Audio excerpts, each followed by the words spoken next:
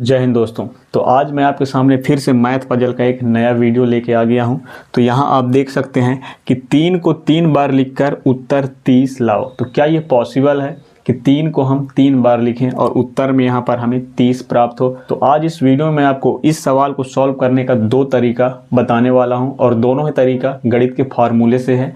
तो ध्यान से देखिएगा वो 2 तरीका कौन सा है। शायद एक तरीका आपको पता हो, लेकिन जो दूसरा तरीका है आप में से कई ऐसे लोग हैं जिनको बिल्कुल भी नहीं पता होगा। तो यहाँ पर लिखा है 3 को 3 बार लिखकर उत्तर 30 लाओ। तो यहाँ पर मैं आपके सामने 3 को 3 बार लिखता हूँ, 1 2 3, और यहाँ हमने उत्तर में लिखा है 30। अब यहाँ पर ध्यान देने वाली बात यह है कि चिन्ह कौन सा लगेगा। चिन्ह लगाने से पहले मैं यहाँ पर आपको दूसरा मेथड भी दिखा देता हूँ।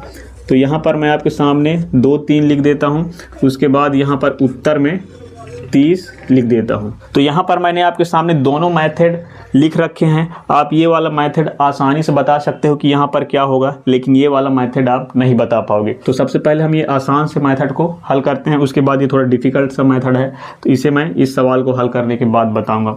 तो यहाँ पर हमने 3 को 3 बार लिखा, उत्तर में हमें इतना लेके आना है। तो हम यहाँ पर सिंपली क्या करेंगे, यहाँ लगा देंगे ऋण। तो जब हम 33 से 3 घटाएंगे तो यहाँ पर हमें 30 आंसर प्राप्त हो जाता है। तो यहाँ पर मैंने आपके सामने 2 3 लिखा है, 1 3 को मैंने अभी छुपा के रखा है। 1 3 लिखने से पहले यहाँ पर मैं आपके सामने सबसे पहले लिख देता हूँ धन चिन्ह।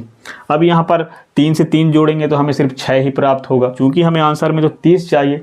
तो यहाँ पर अभी मैंने 1 3 को हाइड करके रखा है। अब उस 3 को लिखने की बारी है। तो यहाँ पर मैंने 3 के ऊपर एक वर्ग लगा दिया, त्रिघात लगा दिया, इसे क्यूब भी बोला जाता है। तो यहाँ पर आपके सामने मैंने 3 को 3 बार लिखा, 1 2 3। अब यहाँ पर जब हम इसे हल करेंगे तो आंसर में हमें 30 प्राप्त हो जाएगा, क्योंकि यहाँ पर 3 का क्यूब है, यानी 3 का गुणा 3 बार करेंगे तो 3 एकम 3, 3 3 9, 9 त्रिक 27। 3 बार गुणा किए तो हमें 27 प्राप्त होता है। तो यहाँ लिखेंगे 27। यहाँ धन 3 है तो यहाँ धन 3 उतर जाएगा। अब यहाँ पर 27 से जब हम 3 जोड़ेंगे तो हमें आंसर में 30 प्राप्त हो जाता है।